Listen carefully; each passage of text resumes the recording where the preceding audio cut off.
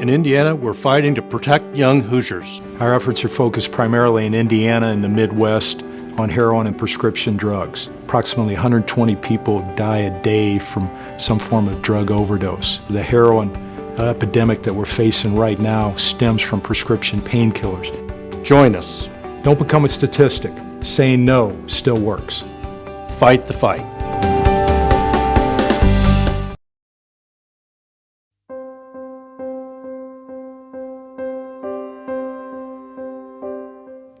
I was at my desk when the phone rang. On the other end of it was a young lady. Brady had spent the night at her residence with her son, and she was very upset. She had said that Brady had taken some pills and that he didn't make it. And when you get a phone call like that, at least for me, my mind started to shut down. I don't know if that's just a way of trying to deal with what you just heard, but I remember saying, "What do you mean he didn't make it?" I kept repeating, "Well, where's Brady? Where's Brady?" And she would say, "He's up in the bedroom." Okay, but where's Brady? What I kept saying, my mind would not allow me to get past the fact that Brady was gone. I thought the ambulance would be there, and they would fix him, and he would come home, and I would ground him, take his vehicle away, type sort of thing. I could not wrap my mind around the fact that my son was gone.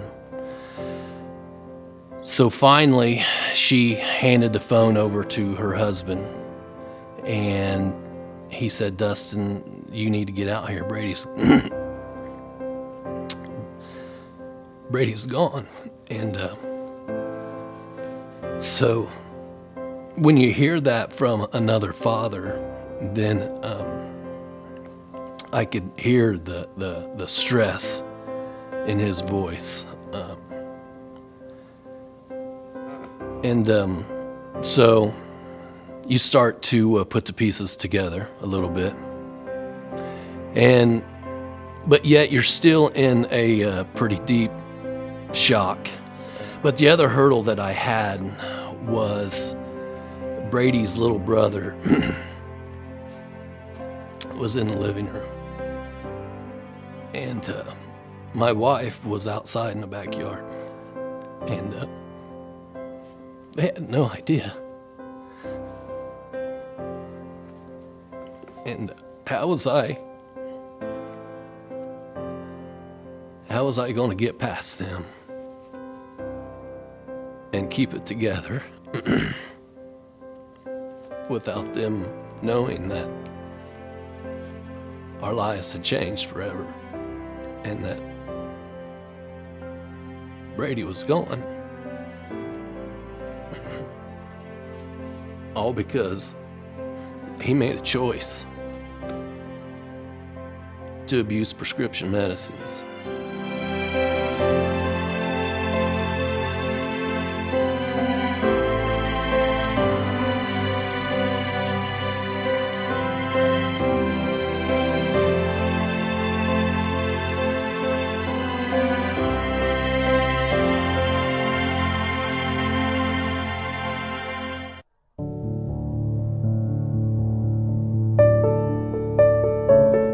My name is Justin Phillips, and I'm the founder and president of Overdose Lifeline. I'm the mom to Brian, Aaron, and Audrey. Aaron, my 20-year-old son, overdosed on heroin October the 9th, 2013.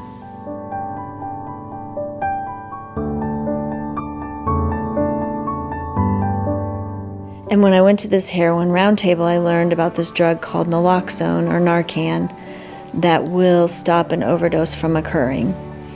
And IMPD was starting a pilot project because first responders were just beginning to be able to carry the drug. And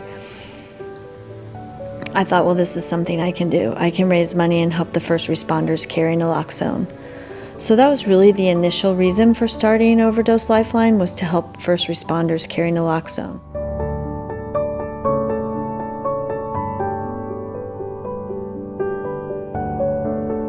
So we started the legislation process. Senator Merritt drafted the language for the bill, and we met a lot of other really great advocates along the way who unfortunately had also lost children or other loved ones, and we had a tremendous showing for testimony. 12 people testified in the House of Representatives, and I think they heard us, and they passed the law. When we passed the piece of legislation, it was euphoric because it had no negative votes in committee, nor in the House or the Senate. And so that was a great accomplishment. I'm a big idea person. It was something that I could not have predicted that it would have passed 5 years ago because of that law enforcement mindset. I feel when it passed that we've come a long way. Because even though, it's been since April and now it's August, so 4 months, we haven't gotten naloxone into the hands of all the family members that need it, they can still get it.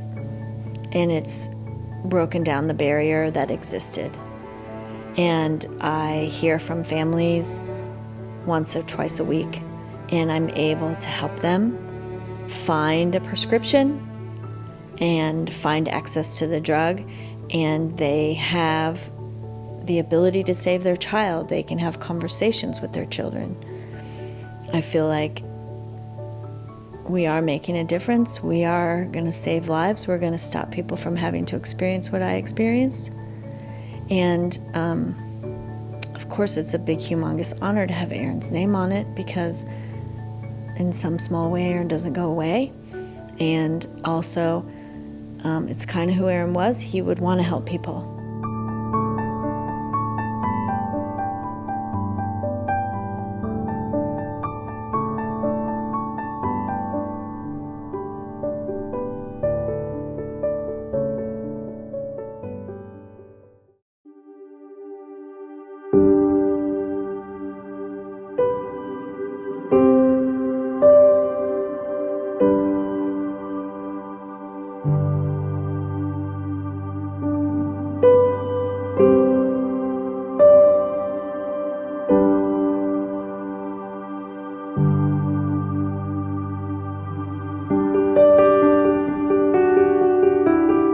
Had a ring at our doorbell on Mother's Day morning, and thinking that it might be Sam playing around, ringing the doorbell instead of coming in to the house with his key and so forth, hesitated to answer the door, but then realized that there were two plain-clothed men at the doorway, and my husband answered the door.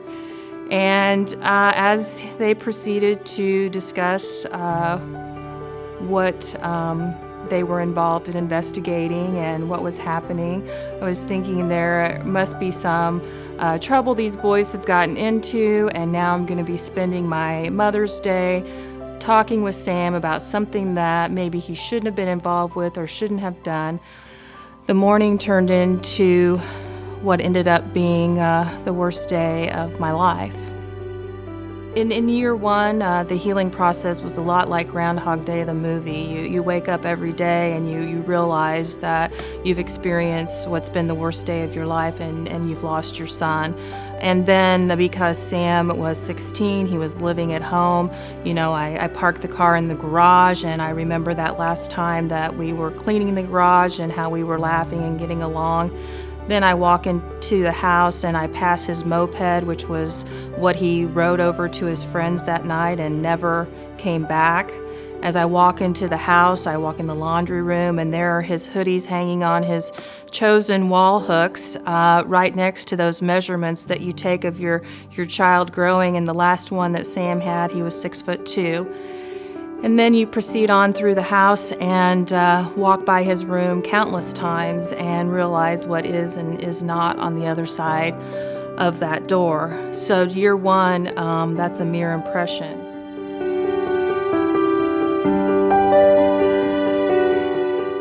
in the days and weeks following Sam's death is that law enforcement was not even familiar with the drug that killed Sam.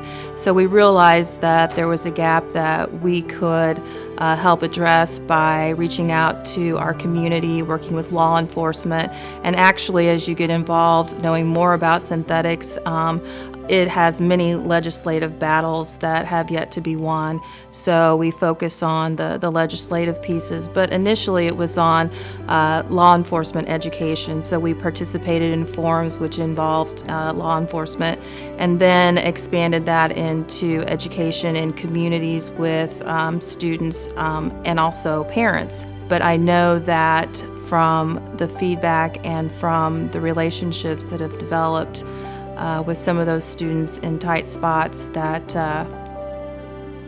what we're doing does matter and it does save lives.